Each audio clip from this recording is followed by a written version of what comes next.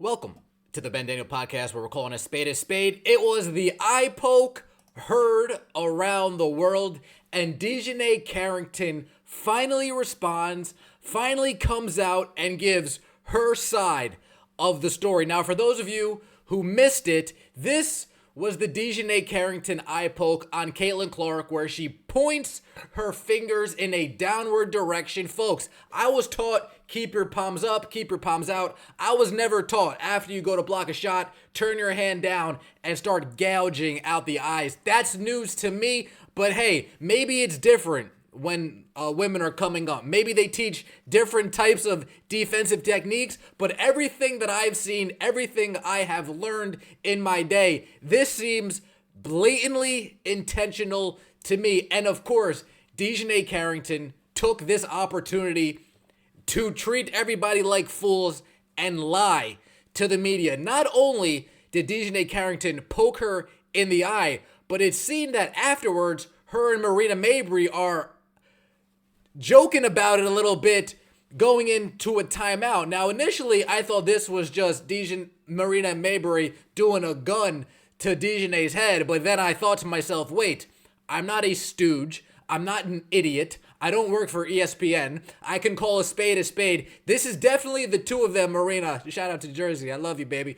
But this is definitely Marina Mabrey and Dijonai Carrington joking about this eye poke. Dijonai responded. Caitlin Clark responded to the response. All of this took place at Media Day this afternoon.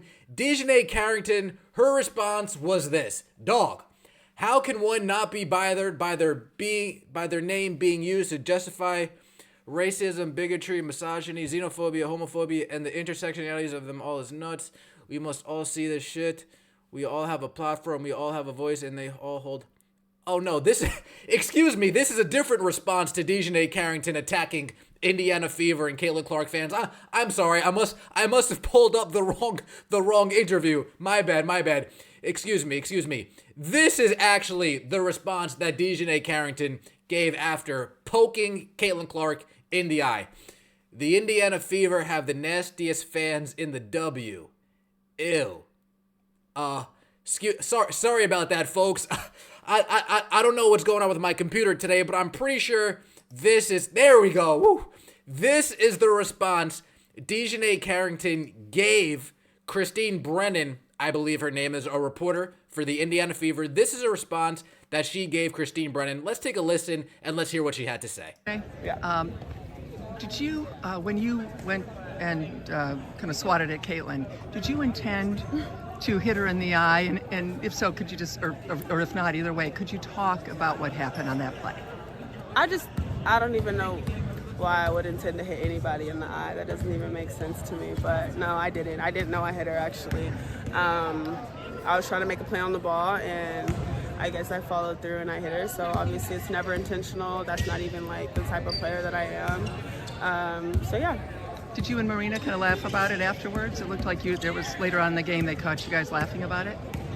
No, I just told you I didn't even know I hit her. So I can't laugh about something I didn't know happened. With the increase. Christine Brennan, shout out to you for asking the question, and shout out to you for double backing and asking about that Marina Mabrey crip. Folks, let me know how I do. I know Pope does a great impression. No, I didn't hit her. I didn't know that I hit her in the eye. My bad. No, we weren't joking around about it. How can I joke around about something that I didn't know that I did? Folks, Dijonai Carrington, if I was born yesterday, maybe I would have believed it. But fortunately, I've been on this world long enough to notice a nervous laugh, Dijonai Carrington, and notice a very dismissive attitude, like, man, I can't believe I'm busted, like, dang, I don't want to answer this question, let me try to not make eye contact while still kind of turning and making contact, but finish my answer not giving eye contact, and just laughing and joking throughout the whole entire process. Again, what didn't we hear? I hope Caitlin Clark's all right. I hope I didn't get her too bad. We didn't hear any of that. We just heard, No, I didn't hit Caitlin Clark in the eye. I guess I just followed through too much. Oopsie daisy, I'm sorry about that. And Christine Brennan, shout out to you. Not only did you call out the vicious eye poke that, clearly was an eye poke, but you even asked her about the celebration. This celebration, Dijonai, that you don't remember, that you seemed pretty engaged with Marina during that celebration. So it's just coincidentally that you don't recall that celebration. How can I joke about something I had no idea I did? Well, I'm sure it was played on the big screen in the venue a few times. I'm pretty sure you've seen it multiple times on Twitter by now, but it's okay. You can continue to treat the old 46,000 fans like they're idiots, but the new 1.8 million people who tune in to Caitlin Clark games, you can't fool us. We weren't born last night. We're used to sniffing out, and Dijonai Carrington, you are full of it. This is what Caitlin Clark looked like directly after her black eye, but fortunately, she seems to have recovered a little bit, and she spoke about this as well. Let's just keep this in mind as Caitlin Clark continues to take the high road, continues to be classy, not trashy, continues to elevate others, continues to not tear down. Caitlin Clark, she doesn't really have that much of a voice in this league. She can't really say anything about any of these players that are continuously going at her without being called. But wait, Dijonai, what was it again? What would we call her? We would call her a racist, a bigot, a misogynist, a xenophobiast, a homophobe. Okay, I appreciate you for...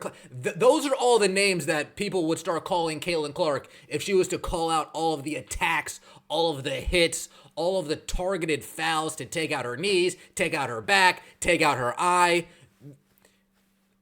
But let's see what Caitlin Clark had to say in response. Salute to you, Caitlin. Always taking the high road, the road far less traveled. That's great, and you have an opportunity to come back the next game and, try to play a little bit better and give yourself a chance to take it back home and win. Last one. Quickly circling back on the play with your eye, what would you say to the crowd of people that think a hit like that was intentional? Maybe even better? It wasn't intentional by any means. You just watched the play. It wasn't intentional. All right, thank you. There you go. Caitlin, you're smart. Just watch the play. It wasn't intentional. Okay, let's watch the... Ooh!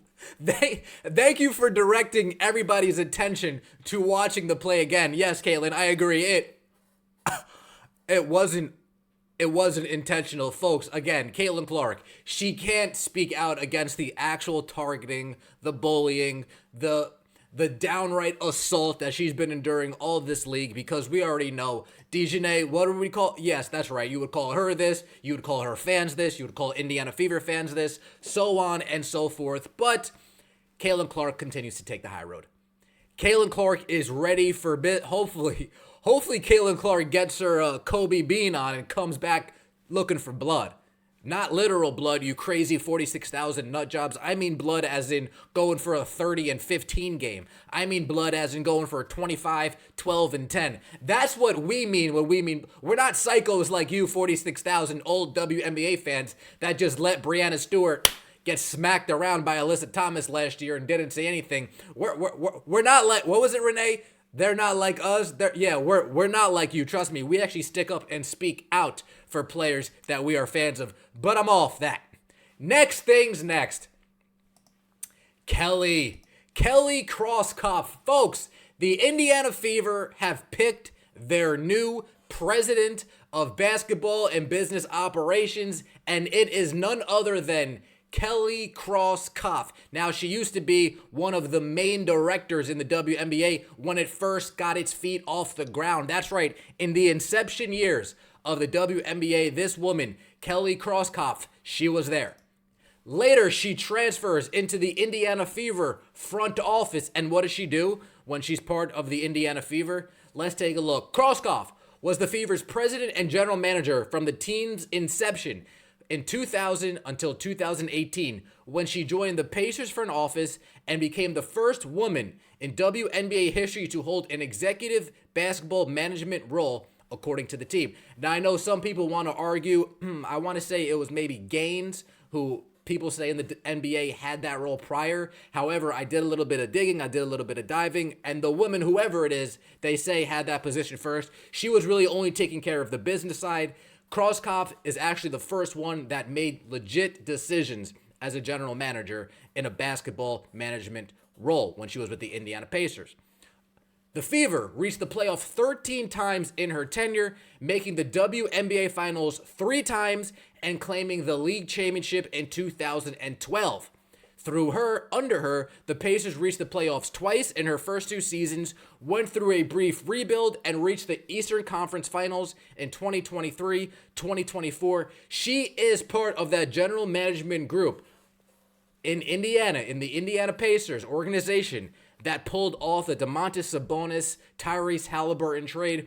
Look back on the trade, the Kings. If you ask the Kings fan, they won that trade. If you ask the Pacers fan, they won that trade. Folks, if both teams coming out feeling like they won a trade, some good business was getting done. She was also responsible for facilitating the Super Bowl coming to Indy, facilitating the NBA All-Star Game coming to Indy. So not only is she business-minded, she's business-minded as well. So shout out to you, Kelly Koff. But what we're talking about, I'm going to call her Kelly Koff. Don't hate the play, hate the game. When she won her championship with the Indiana Fever, can you guys guess who the head coach of the Indiana Fever was?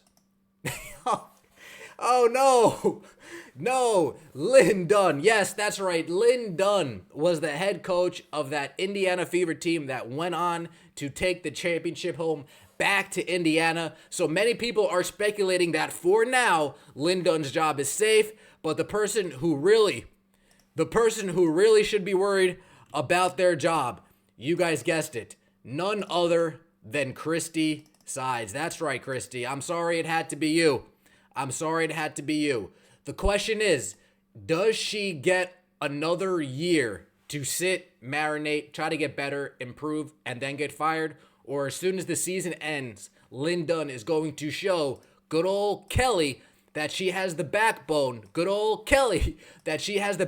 and is going to fire Christy Sides as soon as season ends. That's something I will look forward to.